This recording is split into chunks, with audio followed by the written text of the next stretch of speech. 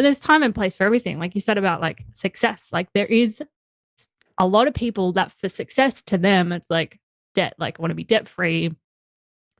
I, want to have like no debts, no loans, nothing. I want to be completely paid off, which is awesome. But there's a time and a place to have that as a priority, particularly obviously when you're building a property portfolio.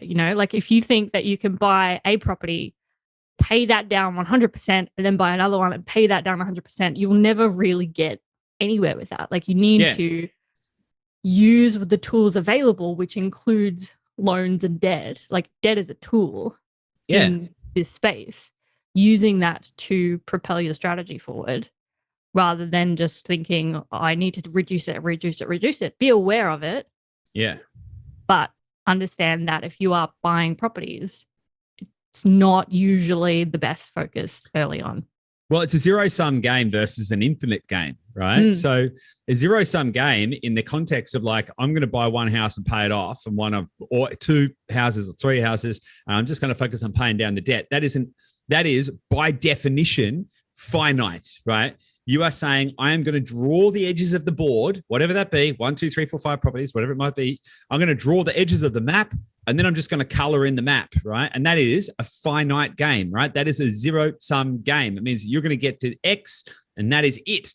Boom, done, complete.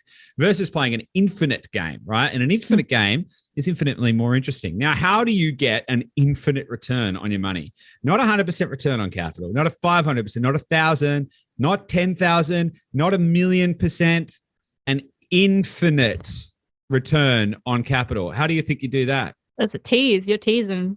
I am teasing, but this is true, right?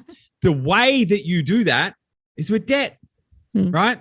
So let's say you buy a property, and let's just for very mud maths here today, guys, right? So let's say you buy a property with, a 10% deposit, and let's just say it's 20% costs all in, right? Once you've got all the purchasing costs and all of that kind of stuff. Let's say you got 20% total capital into a property. Let's do some maths, right? $500,000 property, 20%, that's all the cash you put into it is $100,000, right? So now let's just say that property goes up to $600,000, right? Goes up in value to $600,000. If you then refinance, i.e., apply more debt to that property to take out that $100,000, right? You've got no money left in that deal, $0 in the deal. You got no money left in the deal. And so what that means is if you've got no money left in the deal, but you still own the asset, every single cent that asset makes from that point onwards is an infinite return, right? Because like you're making money off zero residual capital contribution, right? So you can create an infinite return. It is like wild. And then you can just do it again and again and again and again and again and again and again.